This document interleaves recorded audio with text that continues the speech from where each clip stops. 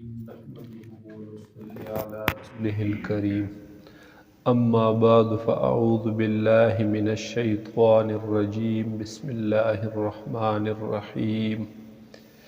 إن في خلق السماوات والأرض واختلاف الليل والنهار لآيات لأولي الألباب صدق الله العظيم. د دې فن نوم دی فلکیات.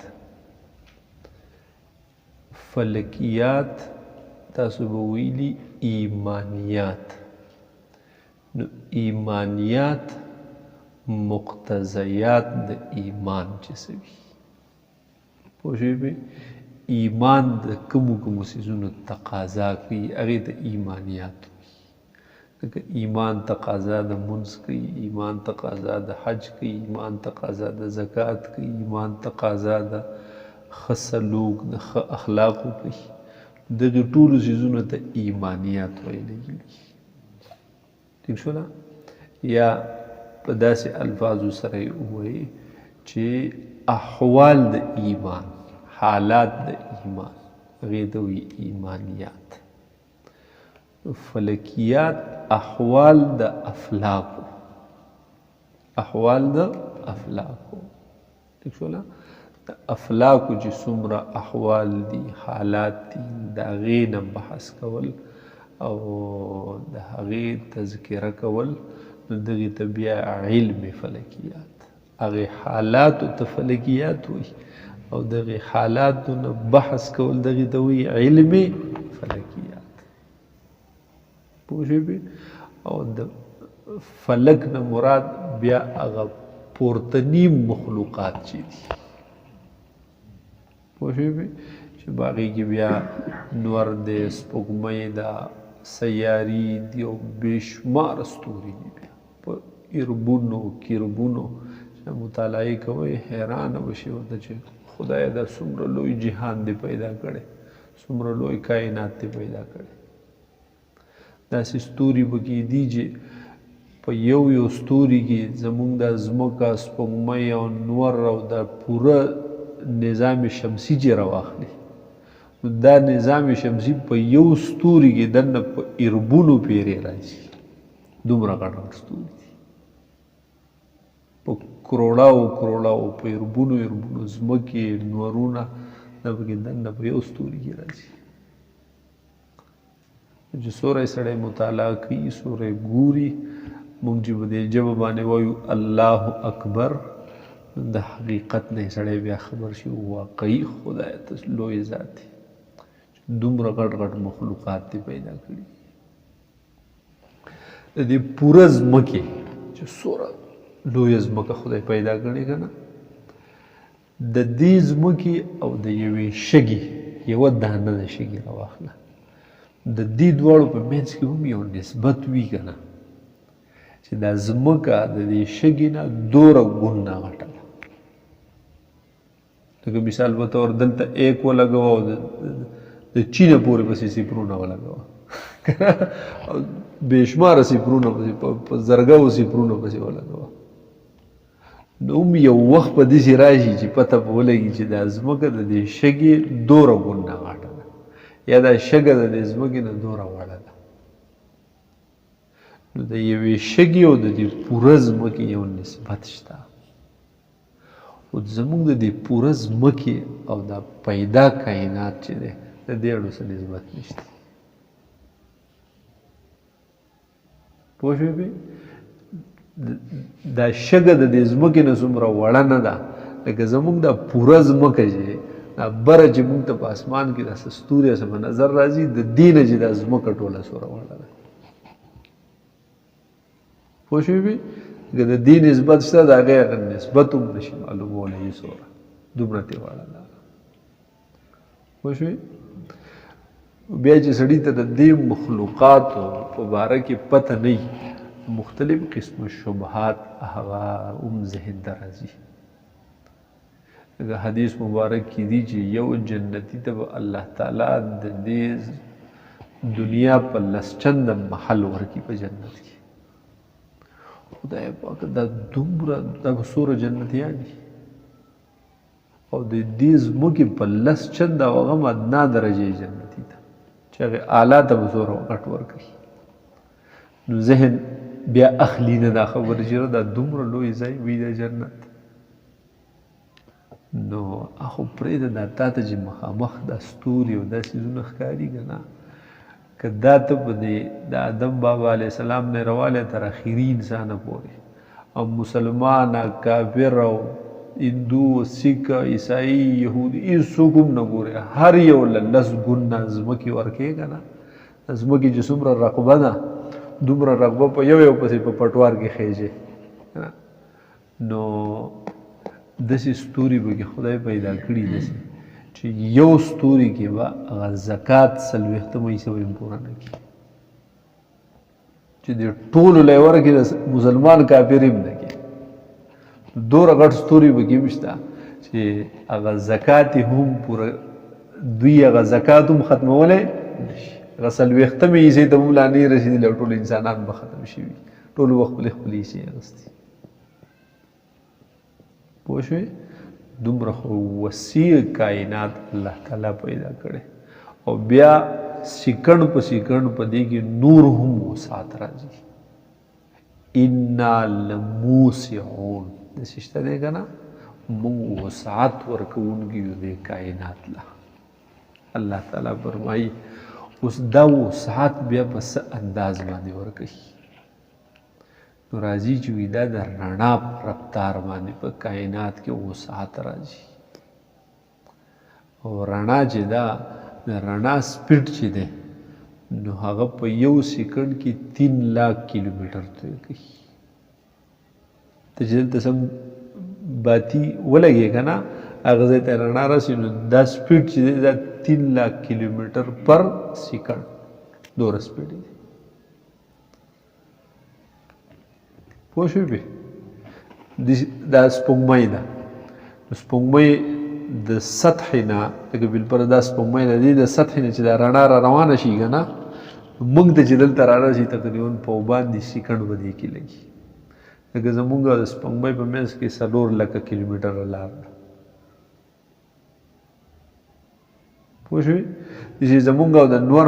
په منځ کې چې دي نو دا اوسطا 15 کروڑ کیلومیټره دي نو د نور د سطحې نه چې دا غارمه را روان شي رڼا را روان شي موږ ته چې را رسي په دې کې 8 منټ او 24 سیکنډ پکې لګي پوه شوې دا دلته چې غارمه سم ولګېدل دا د نور د سطحې نه چې را روان شو نو 8 منټه یې وشو پوه شوې بیا به ماسخوتن چې کله د ستورو باندې طرفونه معلومو که نه انشاءالله مشرق مغرب شمال جنوب ټول طرفونه به تیم معلومو د دقې خدای چې دا پیدا کړي ستوري کوم دي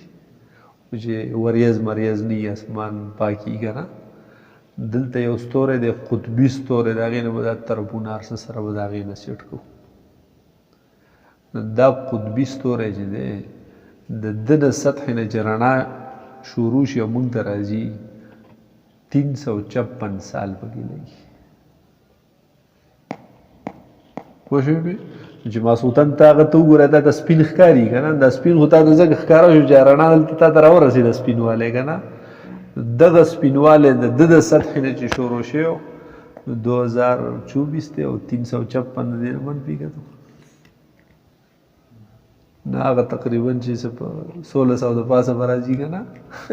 په هغې وخت کې دې دغه شروع شوی او بس دلته راورسېده دومره لویه فاصله ده بیا په دغې قطبي ستوري کې به وایي چې 15 لکه تقریبا نورونه به دې کې دننه راځي چې بې سخصوره پسې راوالي او راوایي که دې ټول که نه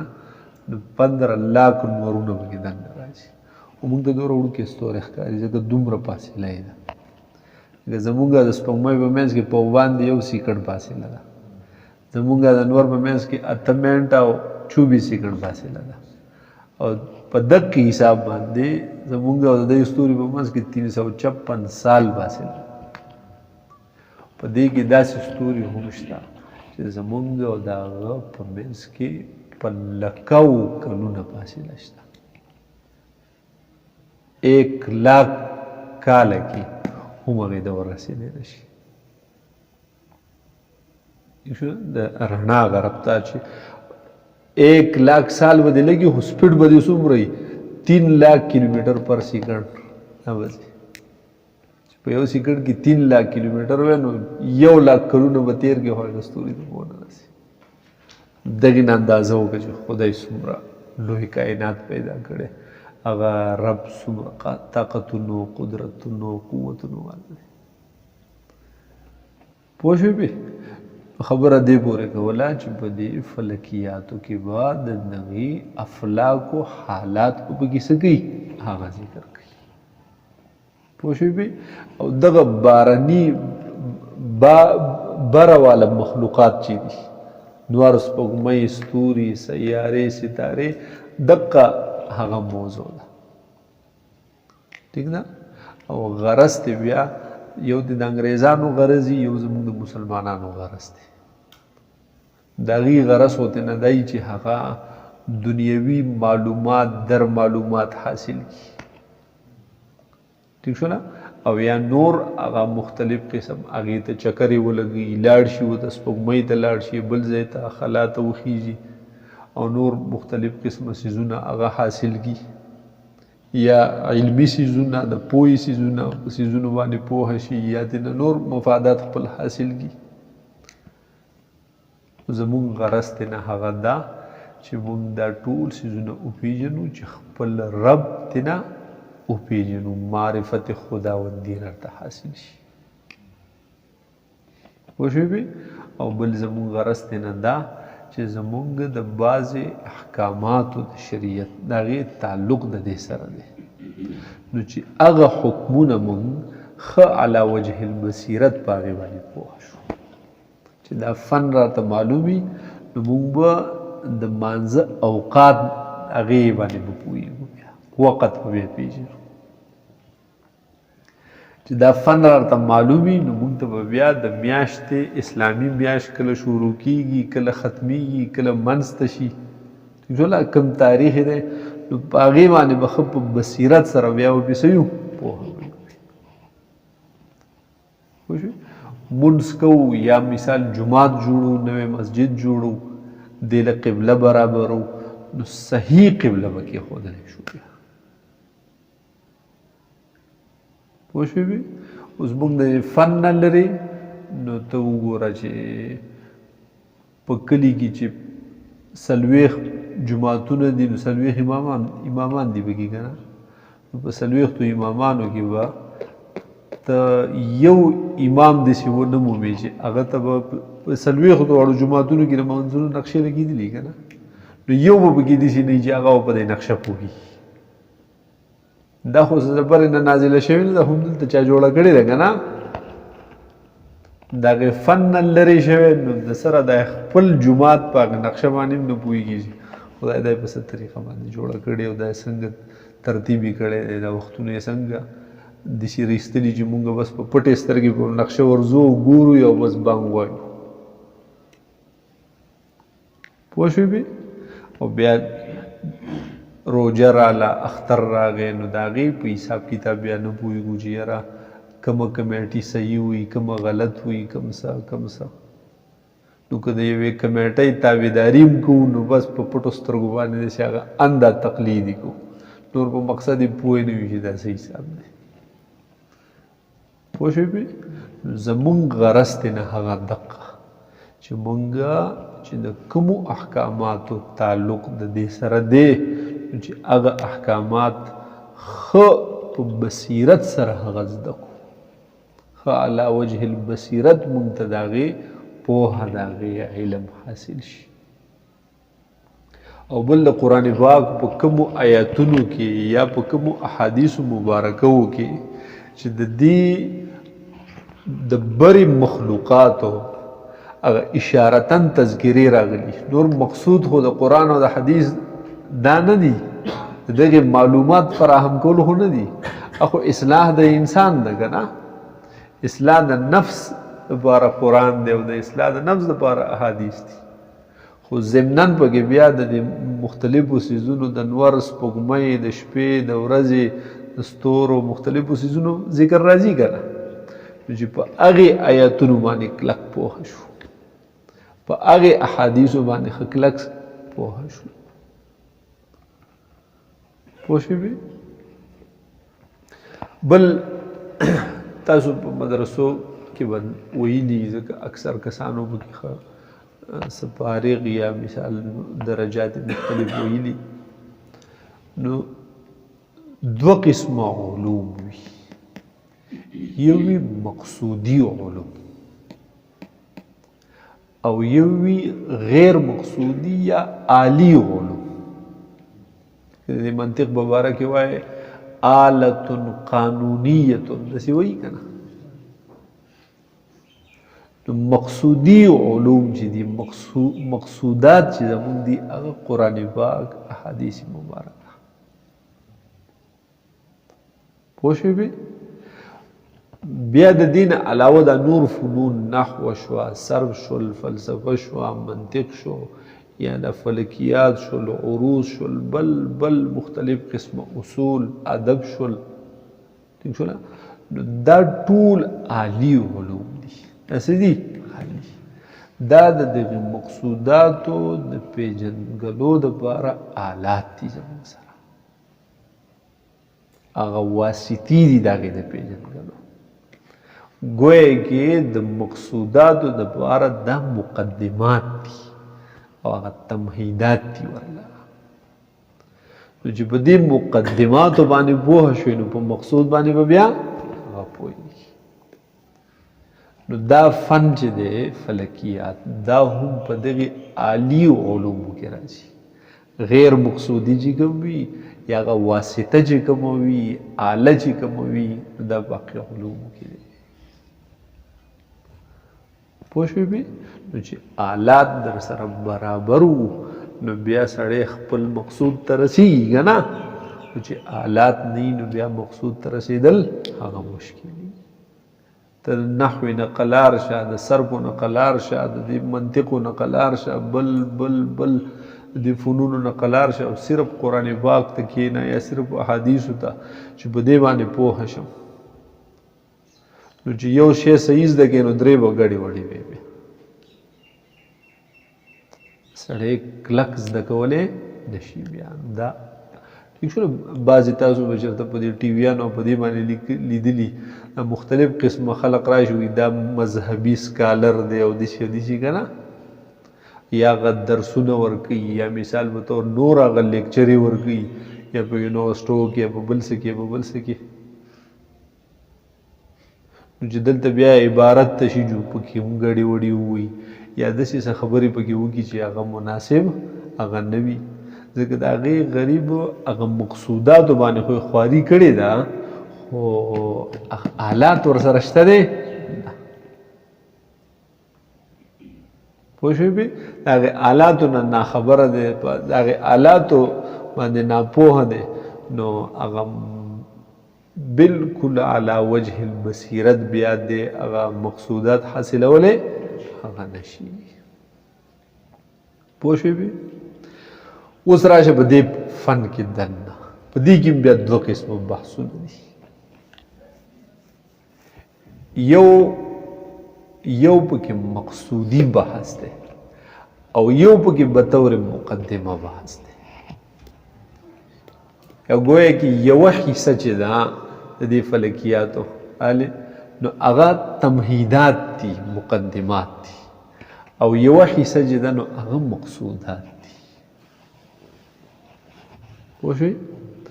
هغه مقصود به پکې زموږ فقط درې مسلې وي بس دې دریو مسلو دپاره به مختلف قسمه مقدمات به هغه زده کوو او بیا به خپل مقصود ته راځو یو په دې کې اوقات معلومول تخریج د اوقات الصلات پوه شوې چې د حسابي طریقې سره هغه وخت الصلات معلوم کی او بل که ته د دې وخت مشاهده کې نو چې ته د مشاهدې چې کوم اصول دي په هغې باندې پوه شي ټیک ده. او دریم دا چې ته د ټولو اوقاتو دپاره د ټولې بیا د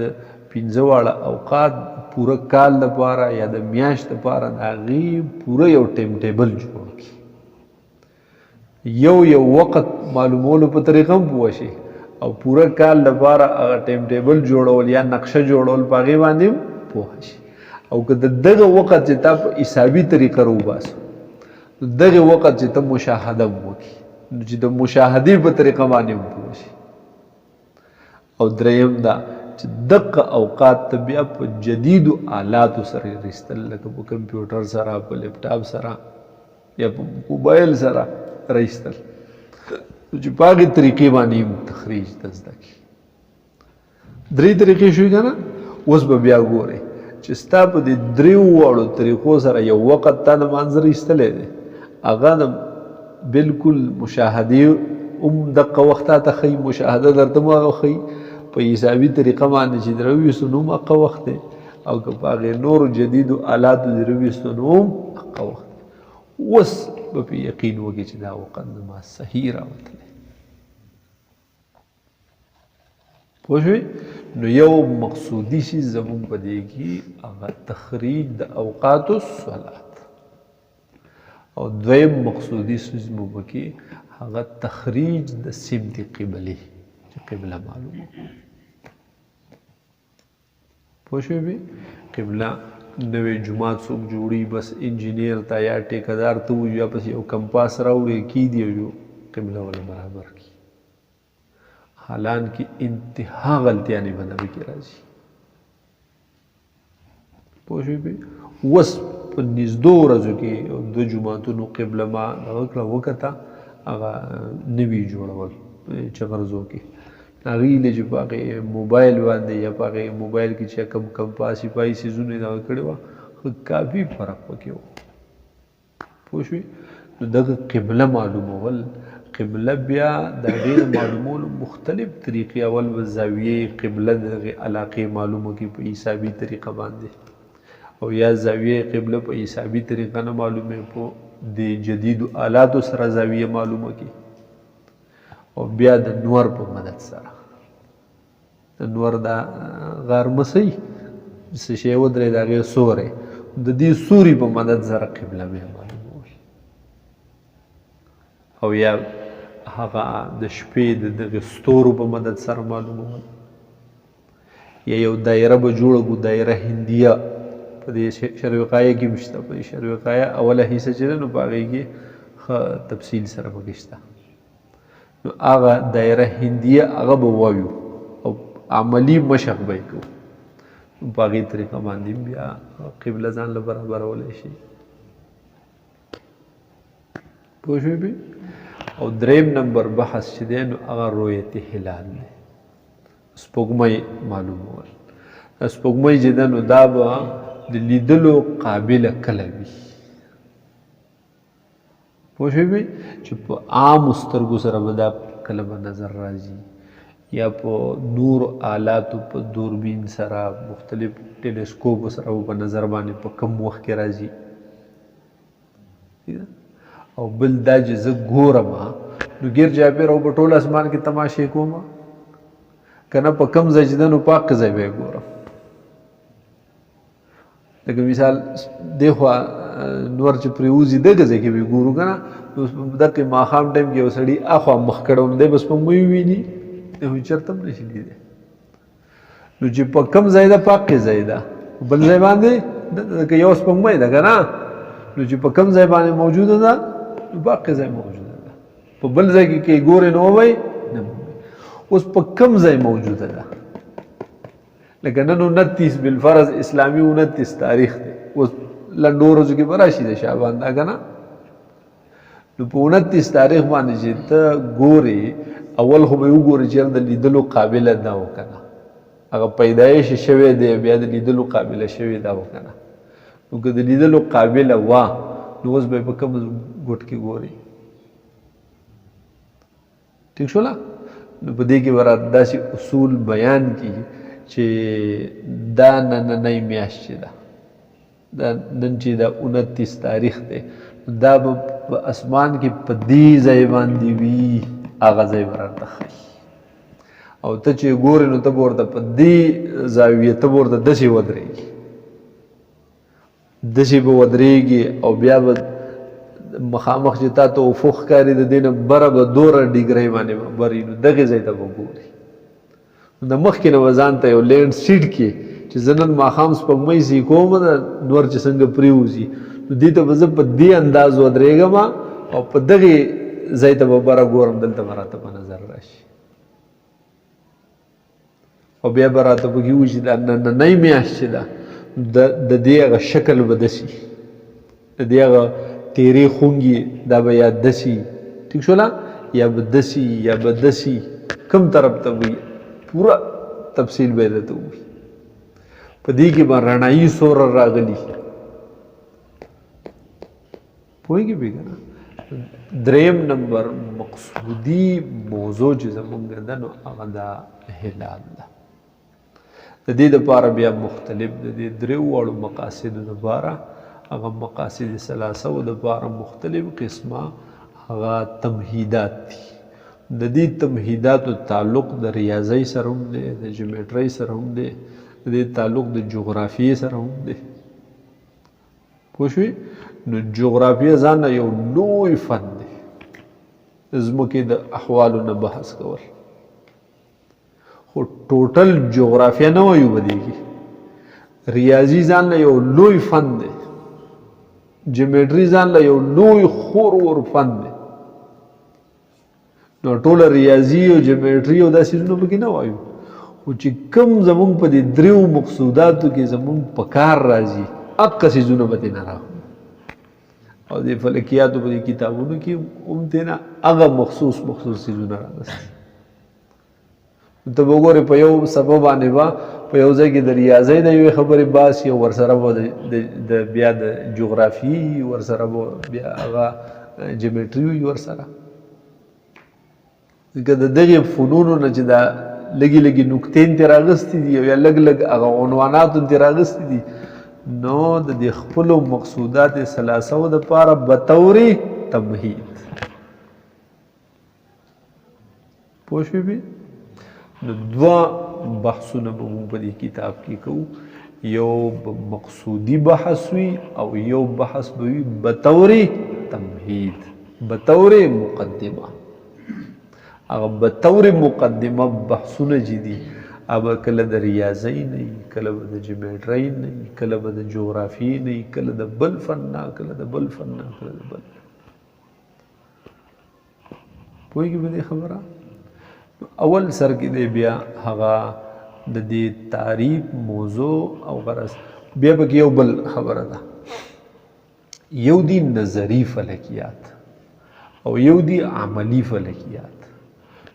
نظري فلکیات هغې به تاسو مطالعه کوئ پوه شوې پې هغې کې څه په بوډ ایستل نه دي هغه کتل دي مطالعه کول دي ځان پې خبرول دي لکه مثال په طور سیارات دي مریخ یو سیاره ده د دې حالات د څومره غټه ده د نور نه وړه ده که غټه ده د ځمکې نه وړه ده که غټه ده موسم د دې څنګه وي زموږ د ځمکې او د دې په منځ کې فاصله څومره ده د دې د نور نه ګیر چاپېره چکر چې دی نو دا په څومره وخت کې دی او د دې ځان له خپلې سپوږمۍ شته دی که نشته دی لکه زموږ د ځمکې چې یو سپوږمۍ ده د دې ځان له خپلې سپوږمۍ شته که نشته که دي نو څومره دي د بعضو ډېرې د بعضو اړوي نه د بعضو لږي دا د دې حالات دي داسې مشتري او سیاره ده د هغې دا حالات دي دا نظري بحث دی دا څه دی نظري بحث پوه شوې بیا دا هغه نظري فلکیات دي نو نظري فلکیاتو به تاسو ځان له څه کوئ مطالعه کوئ اب هسې داسې لږ لږ ټچ کوو خو لیکن وخت به بې نه لو مخې سره به دې ووځو او عملي فلکیات چې دي نو هغه په دې بورډ باندې ایستل دي مشق کول دي لکه اوقات ترې ایستل دي په دې باندې به ډېر زیات وخت په پې الو قبله معلومول دي ډېر وخت په دې الو او ډېر مشق به یې کوو دا عملی فلکیات دي. نو زمونږ به په دې دوره کې ټول زور په څه باندې؟ عملی فلکیات. پوه شوې به چې درسن عملی فلکیات وایو او مطالعه د نظري فلکیاتو بیا ښه وو. ټیک شوله؟ نو بیا چې سړي ته خو دا لوی فن دی، خو دا ګران نه دی دومره، انتها آسان چیز دی. بعضې فنونو نه هسې مونږ یریږو لکه منطق شو یا فلسفه شو یا د فلکیات شو، عروض شو، عقود شو، ابجد شو، دا مختلف څیزونه دا راته یو لوی بو ښکاري، خو چې ورکوز شي نو هېڅ پکې بیا یي دا ټول داسې یو کړی یو زنځیر غونده کي. نو بس دا زنځیر کټ کومه دې سره به شروع شي سیدې دې بل سر ته راورسېد. دغه ټول فن دی. ګران څیز هغه فقه ده چې قدم په قدم به تا ته موضوع بدلیږي، قدم په قدم باندې په دوه کرښې کې دوه مسلې دي، د هرې مسلې کې جدا دلایل دي، جدا اختلافات دي، جدا جوابونه دي. ګران څیز خو دغه دی. پوه شوې به دا خو سیده یو زنځیر دی، وایي نه سره سر نه تر اخره پورې جوګې ورشه. ٹھیک شو؟ کلمه په درې قسمه ده، اسم دی، فعل دی، حرف دی. اسم په دوره قسمه دی، فعل په دوره قسمه دی، حرف دی ته وایي. پوهېږي پې د هغې قسمونه بیا دا اقسام نور اقسام دا اقسام نور اقسام اخر ته پې ورسه نحوه یا صرف یا منطق دا پې سر ته ورسي. داسې دا هم یو چین دی داسې. پوه شوې بې؟ خو صرف په دې کې ضروري څیز دی چې انتها توجه وي. ځکه عقلي علوم دي که نه، د عقلي علومو دپاره توجه د عقل لازمي وي. مازغه به د سره په بل ځای کې نه ګرځي، بلکې دقې یو ټاپک طرف ته به د دماغ ټول متوجه. نو دا معقولات به بیا د عقل ته رادانګي راځي په ورته. او که ته وې معقولات او عقل له چکرې لګوي نو دا خېټ ته نه یادېږي. پوه شوې؟ یا دا بل اندام ته نه یادېږي، دا دقې دماغو کې راځي. نو چې دماغ بل ځای نو بیا ورته راځي نه. پوهېږي بې؟ نو عقلي فنون، عقلي علوم دا توجه بس غواړي چې کلک توجه وي ورته. د دې جزانه مطالعه کې نو چې هغه په یکسویۍ سره کې اخوا دې خوا متوجه کېږي نه، نو بیا به انتها په اسانه بیا چې یو پیره دا دماغو ته راشي دا په قرآن وځي بیا نه. ټیک شوله؟ دا پټ شي د دې سره چې هغه پټینګ وشي دا ته بیا وځي هغه نه. د قرآن تفسیر ته کې یا احادیث پړاوې یا فقه پړاوې نو 10 کاله به دې پړاو کړی بیا هم دومره مطالعه کې چې ځان به وژنې. پوه شوې؟ او دا څیزونه چې درته یاد شو سم یاد شو دا بیا دغه کېږي دا بیا وځي نه دماغونه. پوه شو؟ یو خو چې بیخي شاړ شو نو بیا به وځي که نه، خو چې شاړېږي نه نو یي به دا بیا یېرېږي د سړي نه. پوه شوې په دې؟ نو دغه هغه عملي فلکیاتو باندې به زمونږ د دلته څه وي زور. د تعریف موضوع غرض دا په کتاب کې هم دي، ځان له به یې وګورئ. او بیا واضح د فلکیاتو نو قدیم فلکیات دي، جدید فلکیات دي، ټول تاریخ یې به دې کې ورکړی. او بیا به راته دې پکې وموي چې دا زمونږ د دې چې څومره غټ غټ موضوعات دي او غټې غټې خبرې په دې کې دي، مختلف ایجادات دي، دا زمونږ مسلمانانو وکړي. پوه شوې بې؟ دلته به راته راشي یعقوب الفزاري، عمر خیام الادریسی وغیرہ، محمد احمد ابو الریحان البیرونی، محمد الفرغانی، موسیٰ الخوارزمی. پوه شوې بې؟ دې خلقو د دې ایجادات کړي، خدا زمونږ نه بیا غلا شوي. ٹھیک نه؟ لکه غلا یې رانه د دې په 2 قسمه یې رانه غلا کړي. یو دا چې زمونږ یو مسلمان هیئت دان هغه چې د یو څیز تخریج کړی دی هغه یې خپل ځان ته هغه انګریزان منسوب کړي. ځکه هغه فن مونږ پرېښود او هغوی په فن قبضه واچوله که نه، نو زمونږ ایجادات هغوی یې وروره دا مالي کړی، ځان له په انګریزي کتابونه هم لیکلي دا پلانکي دا ایجاد کړی، پلانکي ایجاد کړی، خپلو انګریزانو طرف ته یې نسبت کوي. حالانکه غریب ته خبر هم نه دا د هغه نه په سوونو کاله مخکې یو مسلمان ایجاد کړی پوه شوې پې او یو دویم قسم غلا یې داسې کړې ده چې زمونږ د مسلمانانو نومونه یې وران کړي مسلمانانو یې څه کړي نومونه وران کړي هغه نوم په داسې انداز باندې وي چې ته به چې دا چېرته انګریز دی لکه آدم دی که نه نو آدم ته ایډم وي پوه شوې پې نه آدم دی اصل کې هغې ته ایډم نو ایډم د انګریزانو نوم وایي که نه حالانکه دا څوک دی دا خو زموږ د مسلمانانو نوم دی پوه شوې پې دا البیروني خوارزمي ادریسي وغیره دا نومونه په داسې انداز اخلي ته به وایي چې دا د سراړو مسلمان دی حالانکه هغه لوی زمانې لوی عالم تیر شوی خو برابر مسلمان تیر شوی پوه شوې پې او څه څیزونه هغه زمونږ هغه تاریخ بالکل پرېښي خپل ځان طرف ته نسبتونه کوي لکه دلته په دې 19 باندې دي که نه چې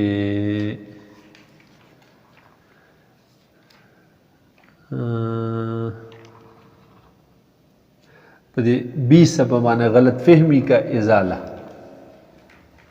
هیئت جدیدہ کا واضح اول کوپرنیکس پولینڈی کو گردانا جاتا ہے دې په کوم وخت کې تیر شوی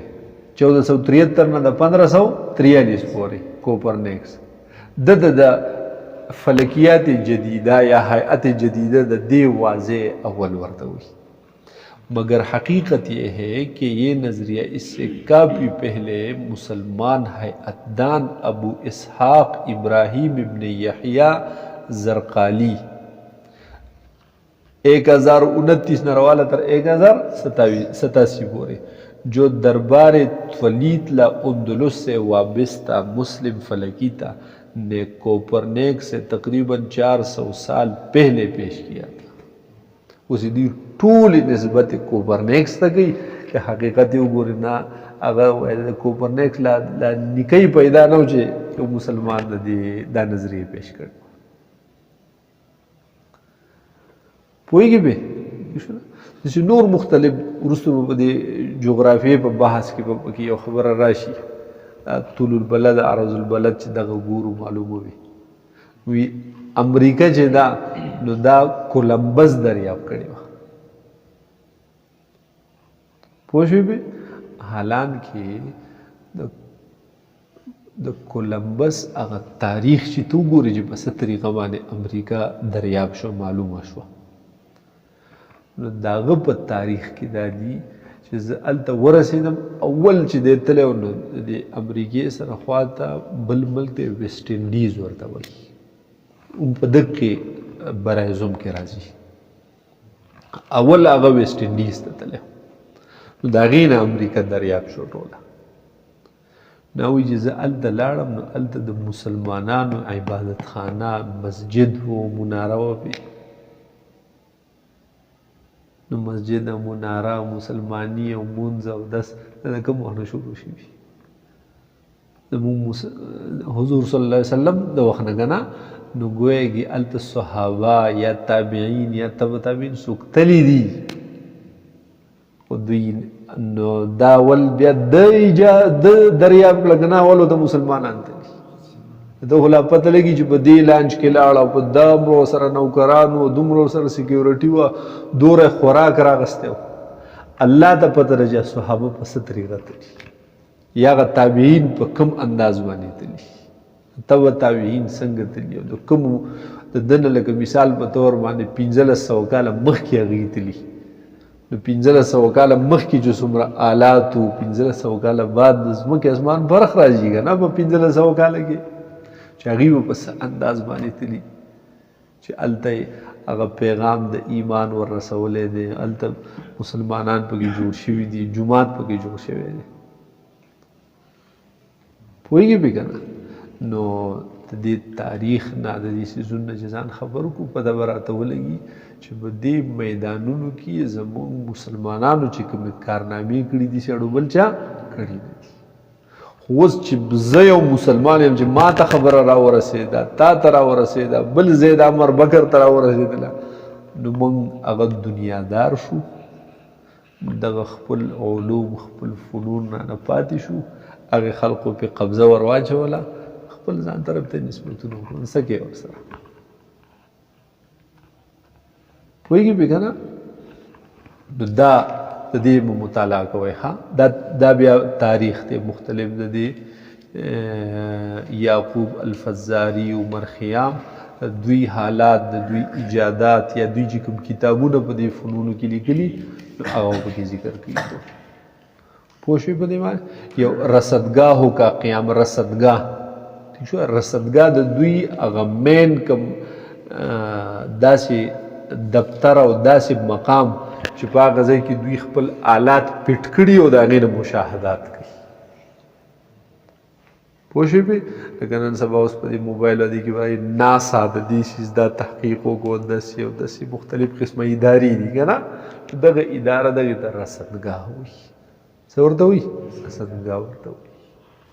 ټیک شوله؟